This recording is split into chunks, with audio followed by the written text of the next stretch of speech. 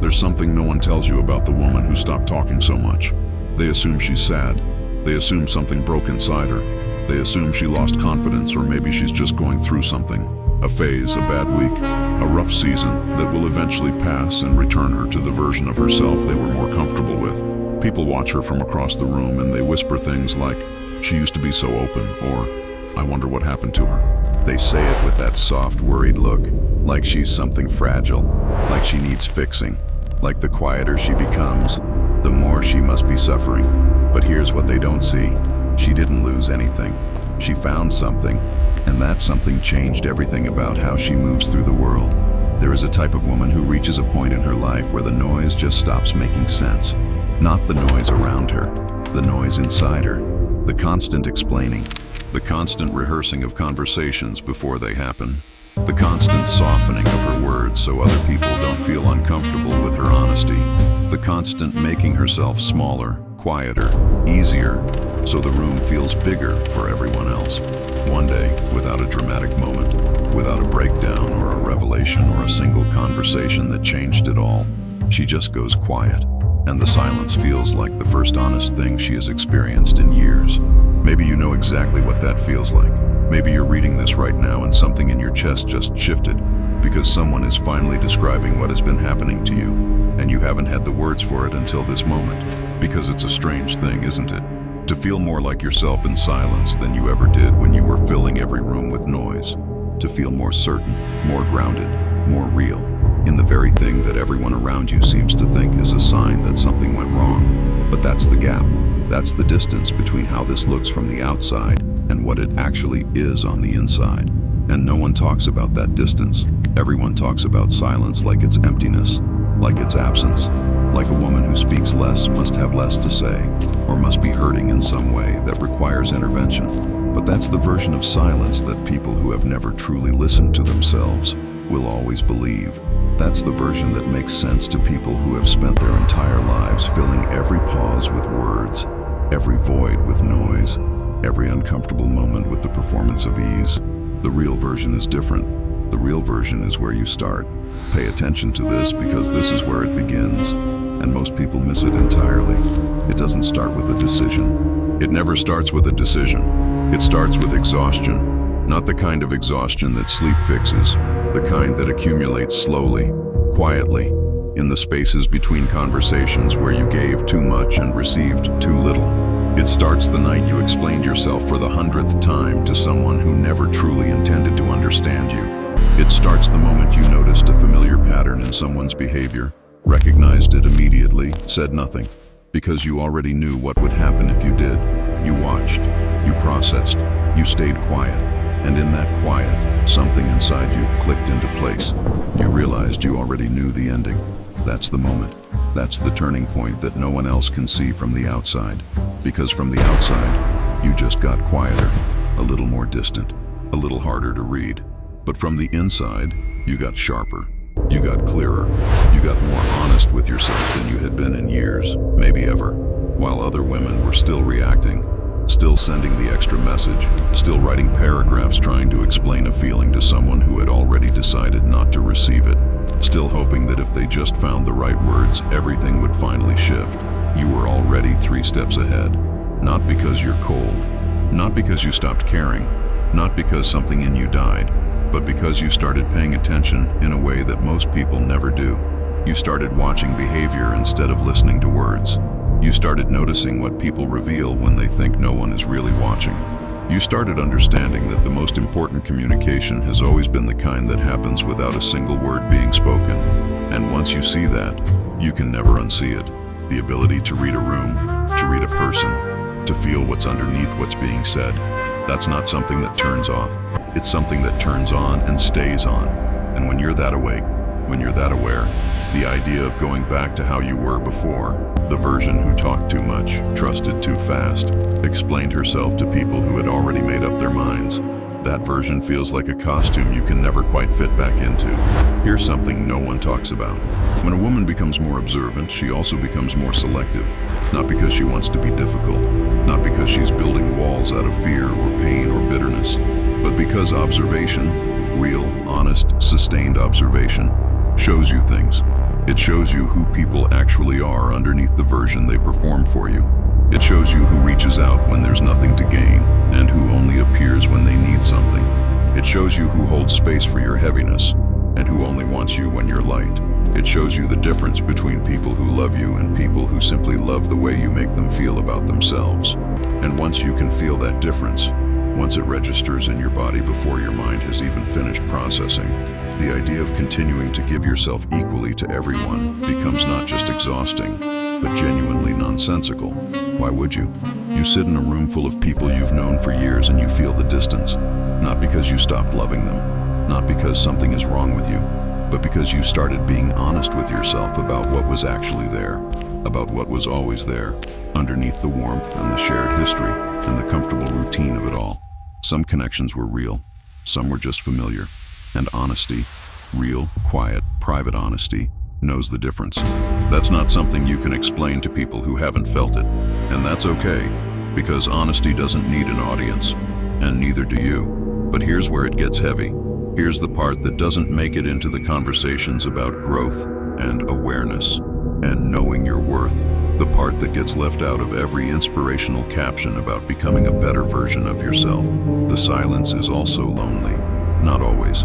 Not in the way people assume when they watch you from across the room with that worried look, but in those moments late at night when you're lying in the dark and you wish, just for a second, just in that vulnerable space between wakefulness and sleep, that you could go back to not knowing, that you could be the version of yourself who gave everyone the benefit of the doubt without question, the version who overshared and laughed too loud and trusted too easily, because trusting too easily felt better than the careful, considered quiet of now. There are nights when clarity feels like a room with no one in it. You look around at the people you've kept, the real ones, the ones who stayed when you got quieter, the ones who weren't threatened by your depth, and you love them, genuinely, completely, but there are fewer of them now. And sometimes in the loneliest hours, you miss the others, not who they actually were, not the reality of them, which you can now see clearly enough that going back would be impossible, but the idea of them, the version you needed them to be, the potential you spent so long nurturing, so long believing in, so long waiting to finally emerge. That grief is real, it's specific, and it's something that people who haven't been through it will never quite understand. Because from the outside, they see a woman who changed, a woman who got difficult, a woman who doesn't let people in the way she used to. They say things like, "You used to be so warm," as though warmth means giving unrestricted access to everyone regardless of what they do with it, as though the woman who held her heart open to people who handled it carelessly was somehow more lovable, more admirable, more worthy of celebration than the one who finally decided she deserved care in return. They don't understand that the distance they're feeling isn't coldness, it's discernment. It's a woman who finally stopped performing openness and started practicing truth. And truth, to people who benefited from your openness, will always look like betrayal. Let that land. The people who are most unsettled by your silence are the ones who relied on your noise. Think about that carefully. The ones who are most bothered when you stop explaining yourself, stop rushing to fill the space, stop softening your energy to make everyone around you more comfortable. Those are the ones who needed you to keep doing those things. Because your noise, your constant emotional labor, your willingness to carry the weight of every dynamic that served them, it made their lives easier. It let them stay comfortable while you stayed exhausted. When you stop doing that, when you stop managing their experience of you, when you let silences exist and let other people sit in their own discomfort for once, they feel it and they don't like it. Not because something is wrong with you, because something stopped working for them. And here's the reframe. Here's what this entire journey has been building toward, quietly, steadily, one silent moment at a time. Your silence was never the problem. Your silence was the answer. Think about what silence actually does. Not the silence of surrender, not the silence of someone who has given up or shrunk herself down to nothing, but the intentional, clear-eyed, fully conscious silence of a woman who has decided that her energy is precious and her words are not free. It slows things down. It forces other people to sit in their own discomfort instead of outsourcing that discomfort to you. It creates space where, for the first time maybe ever, you are not managing everyone else's emotional experience at the direct cost of your own. It lets you listen, really listen, not just to what people say, but to what they consistently show you, to the patterns, to the repetitions, to the gap between what someone promises and what they actually show up to deliver. Week after week, month after month, regardless of how many conversations you've had about it, silence is not passive.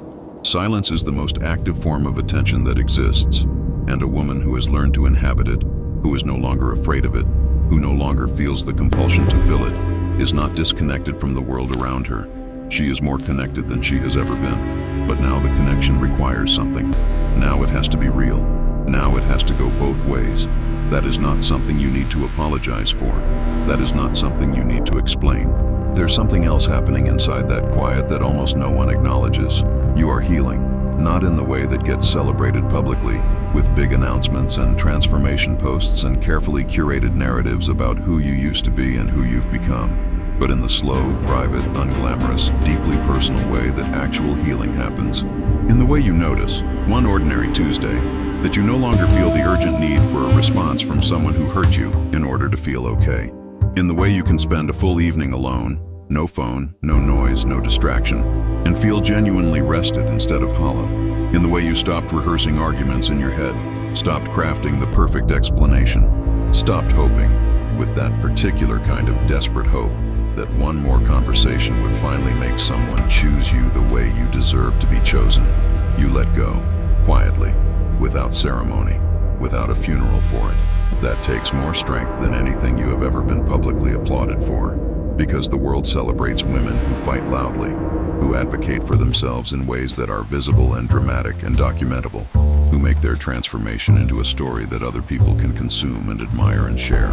But the woman who simply stops, the woman who withdraws her energy without a speech, who heals in private, who doesn't need a single witness to her becoming, that woman is doing something extraordinary, something most people will never even attempt, and almost no one sees it. You see it, you feel it in your body every single day, and slowly, painfully, beautifully, that has to become enough.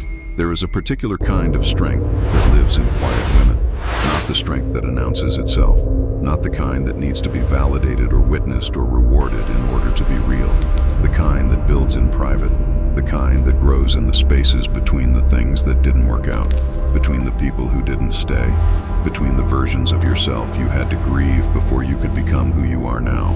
It is a strength that most people will never recognize from the outside, because it doesn't perform, it doesn't seek approval, it doesn't adjust itself based on who's watching or what response it might generate. It simply exists, steady, rooted, unhurried, beneath the surface of everything you do. And here's what that strength has been quietly building toward. Underneath all of the silence, all of the observing, all of the letting go and learning and slowly, steadily choosing yourself, you're becoming someone who cannot be manipulated by noise. Think about what that means. Think about how rare that actually is. Most people are reactive. Most people move in response to the loudest thing in the room, the loudest voice, the loudest emotion, the most dramatic need. They reorganize themselves constantly based on whatever energy is pressing hardest against them. They shapeshift to keep the peace. They shrink or expand based on who they're standing next to.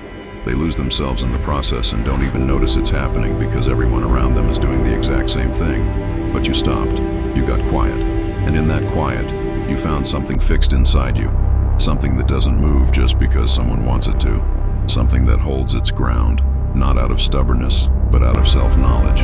Out of having spent enough time alone with yourself to actually know who you are, what you need, what you will and will not accept. That is not a small thing. That is the entire thing. Because here is the truth that all of this silence has been leading you toward. You are not built for surface. You never were. Even before you understood what that meant, even before you had the language for it, or the confidence to hold it, there was always something in you that wanted more than the performance of connection, more than the carefully managed, socially acceptable, mutually agreed upon version of relating that most people spend their entire lives settling for. You wanted something real, something that could hold weight, something that didn't require you to edit yourself into a more comfortable version before showing up. You wanted to be known, not just liked, not just useful, not just easy to be around, but truly, honestly, fully seen. And when you realized, slowly, painfully, through experience rather than theory, that most of the connections in your life couldn't offer that, your system did the only intelligent thing available to it. It protected you. Your silence is your intelligence operating in its most refined form. It is your instinct, the part of you that has always been paying attention, finally being given permission to make decisions. It is not a wall. It is not damage dressed up as wisdom. It is a filter. And the difference between a wall and a filter is everything. Because a wall keeps everything out indiscriminately, but a filter lets the right things through. The real things. The things that can hold the weight of who you actually are. You are not closed. You are calibrated. You are not cold. You are clear. You are not broken. You are finally, quietly, completely honest with yourself. So the next time someone looks at you with that expression, that slightly confused, slightly concerned expression that people get when they realize they can no longer read you the way they used to, let them be confused. Let them say you changed. Let them say you used to be warmer, more open, more available, easier to reach. Let them miss the version of you that gave everything to everyone without checking whether it was being received with care. Let them be nostalgic for the woman who smiled through discomfort and explained herself to people who had already made up their minds and kept the peace at the direct expense of her own. You did change. You changed into someone who finally started listening to herself. Someone who stopped trading her peace for the temporary comfort of other people's approval. Someone who understood, maybe for the first time in her life, that being understood is not worth more than being whole. That belonging somewhere you have to shrink to fit is not belonging at all. That love that requires your silence about the truth is not love, it's management. The woman you are becoming. The quiet one, the watchful one, the one who takes her time and trusts her instincts and chooses depth over access and quality over quantity and peace over performance. She is not a lesser version of who you were before. She is the version of you that has finally, after everything, decided that she is worth protecting. And that silence, that quiet, steady, unapologetic silence, that is not emptiness. That is everything. That is you, finally whole, finally honest, finally home inside yourself, and no one can take that from you. Not ever again.